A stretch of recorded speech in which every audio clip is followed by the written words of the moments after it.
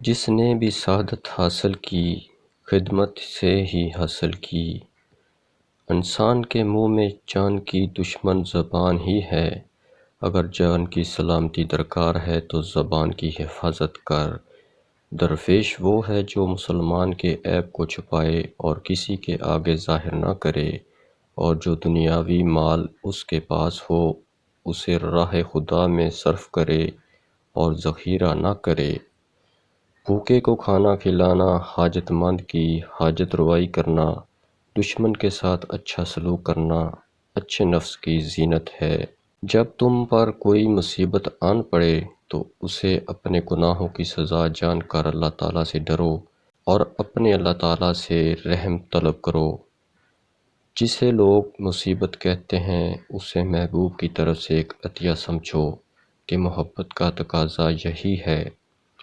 اندازے اور قیاس پر بات نہ کرو، اس طرح انسان نفرت، غلط فہمی اور جھوٹ پھیلانے کا باعث بنتا ہے اور اندازے اکثر غلط ہوتے ہیں۔ خودی کی تکمیل اس عبادت سے کرنی چاہیے جس میں ظاہر اور باطن دونوں سربسجود ہوں۔ وہی دل حکمت و دانش کا مخزن بن سکتا ہے جو دنیا کی محبت سے خالی ہو۔ جو خدائے کریم کے راستے سے ذرا برابر تجاوز نہیں کرتے، وہ لوگ روزی کی خاطر فکر مند اور پریشان نہیں ہو سکتے۔ مومنوں کے دل پاکیزہ زمین کی مانند ہیں۔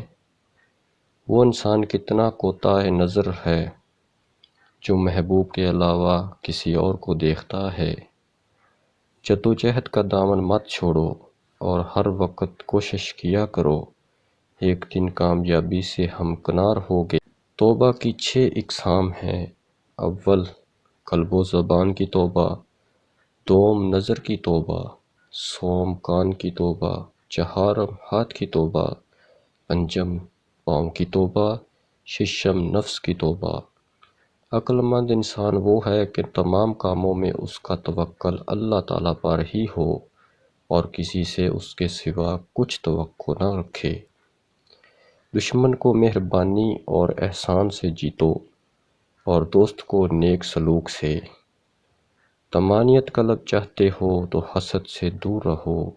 جو شخص بلی کے 3 راز جان لیتا ہے، دولت اس کے قدموں میں ہوتی ہے۔ پہلا راز، جو شخص گھر یا محلے میں آنے جانے والی بلی کو پانی ڈالتا ہے تو اس شخص پر کسی قسم کا جادو اور عملیات اثر نہیں کرتے۔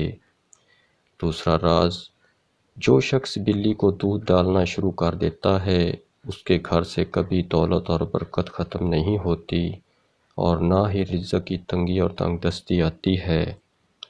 تیسرا راز، جو شخص بلی کو گوشت یا چھیچڑے ڈالنا شروع کر دیتا ہے وہ بہت جلد دولت مند بن جاتا ہے